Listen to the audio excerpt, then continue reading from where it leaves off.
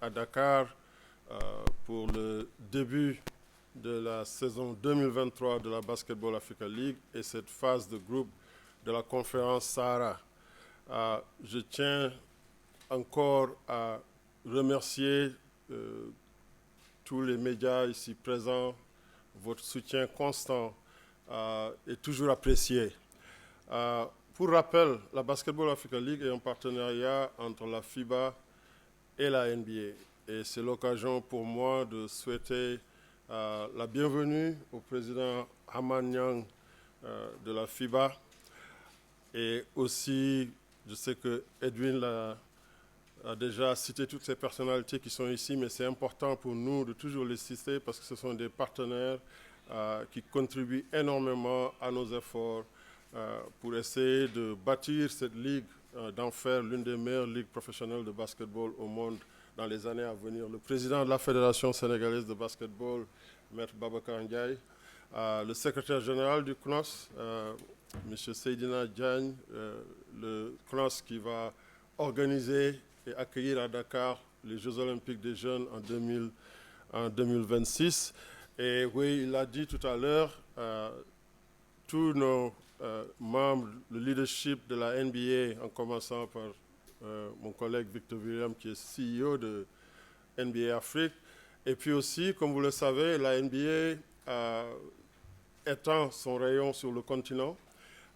Nous avons ici l'honneur d'accueillir notre collègue qui est vice-président de la NBA et responsable du bureau de NBA Nigeria, Bemisola Aboudou. Et tout dernièrement, nous avons aussi, la NBA a ouvert un bureau au Caire en Égypte et nous avons M. Tolba ici, qui est un ancien vice-président de la Fédération égyptienne, avec qui on a travaillé l'année dernière et qui a rejoint les rangs de la NBA. Bienvenue, monsieur, madame et messieurs.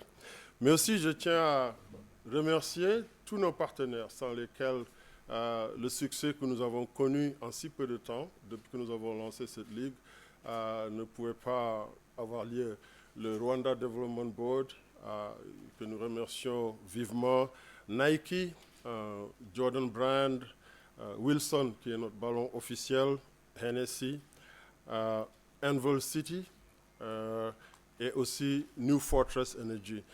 Alors, avant de parler de ce qui nous attend pour cette saison 2023, qui, j'en suis certain, va être la saison la plus compétitive et la plus marquante depuis cette jeune histoire de notre ligue, je voulais juste revenir sur quelques faits saillants de ces 2 dernières années, depuis que nous avons lancé la Basketball Africa League.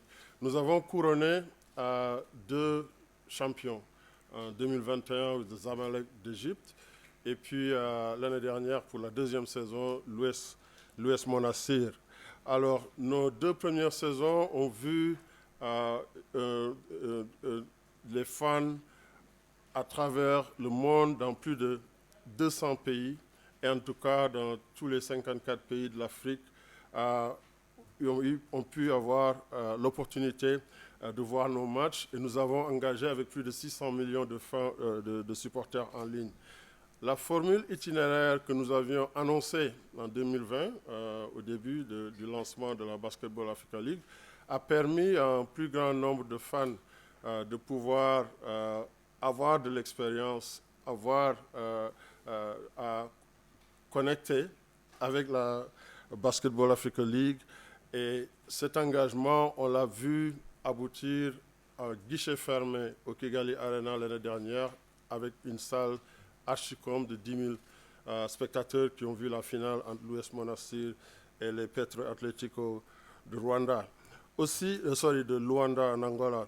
Le niveau de la compétition, c'est quelque chose qui nous rend très fiers en termes de qualité du jeu. Nous voyons que le niveau monte et ce niveau va encore une fois pour cette saison 3 encore monter plus haut à cause de la combine que nous avons organisée à Paris au mois de janvier, mais surtout le programme Elevate que nous faisons revenir. Cette année, nous avons organisé une draft où les meilleurs éléments de la NBA Academy Africa ont l'opportunité de continuer leur formation en gagnant de l'expérience, en jouant à côté des meilleurs joueurs de l'Afrique. Ce programme Elevate a vu quelques-uns de ses membres aller signer des contrats professionnels, surtout en G-League, avec un garçon qui est du Sénégal, qui a joué l'année dernière avec le Dakar University Club, Babacar Sané. Alors, nous allons continuer à bâtir cette ligue, d'en faire une ligue professionnelle de classe mondiale, mais aussi une ligue de divertissement où tout ce que l'Afrique propose au monde en termes de culture va avoir l'opportunité de s'exprimer. La saison 2023, comme je l'ai dit tout à l'heure, de la Basketball Africa League, va proposer un total de 38 matchs sur 3 mois et dans 3 villes emblématiques de l'Afrique, Dakar, où nous commençons, ce qui nous réunit ici, la conférence du Sahara, et puis au Caire avec la conférence du Nil, et puis nos finales et les playoffs à Kigali au mois de mai. La compétition cette année va être très intense, ça j'en suis sûr, et nous avons 5 nouvelles équipes qui font leur début dans la Basketball Africa League, et puis 2 pays qui sont représentés pour la première fois. Il s'agit de la Côte d'Ivoire et de l'Ouganda. Tout d'abord pour la conférence du Sahara qui va démarrer ici demain avec un match-up entre l'AS Douane, qui est une équipe qui revient dans la Basketball Africa League après avoir compétit en 2021. L'AS Douane va être opposé à l'Abidjan Basketball Club qui participe dans la compétition pour la première fois. Nous avons aussi d'autres équipes comme les Kwara Falcons du Nigeria qui participent aussi pour la première fois et le Stade malien qui participe aussi pour la première fois. Mais ces 2 pays, le Nigeria et le Mali, ont participé dans la première édition de la BAL.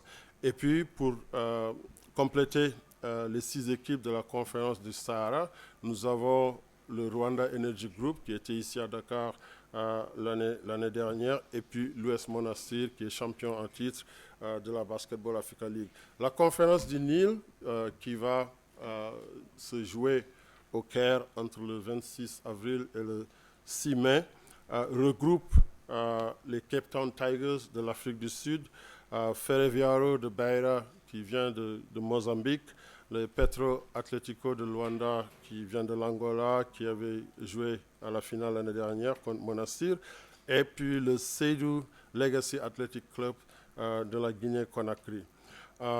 Ceux qui vont faire leur début aussi dans la conférence du Nil, c'est Al Ahly d'Égypte, et puis les City Oilers qui viennent de l'Ouganda. Les fans ici à Dakar qui souhaiteraient assister au match peuvent acheter leur billet à le site c'est nba.bal.com, ou bien il y a aussi de nombreux points de vente de tickets et puis des caravanes que vous avez certainement vues à travers Dakar et ses banlieues ces 10 jours derniers.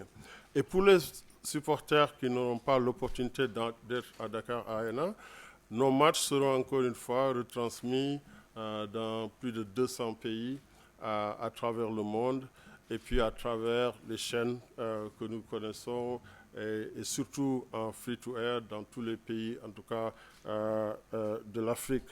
Et une fois encore, nous proposerons des activités annexes, des fan zones, et puis des activités à impact, des événements à impact social, et aussi des programmes de développement de la jeunesse dans chacune des 3 villes, de façon à impliquer davantage de fans et aussi les communautés locales.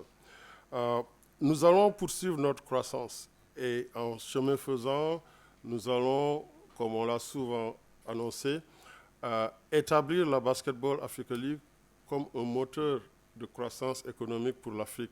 Des infrastructures comme Dakar Arena vont continuer à voir le jour partout en Afrique. Notre ambassadeur ici, je vais le mettre sur on the spot. Et ils sont en train de travailler sur un programme au Bénin pour avoir une infrastructure de classe mondiale comme Dakar Arena ou Kigali Arena.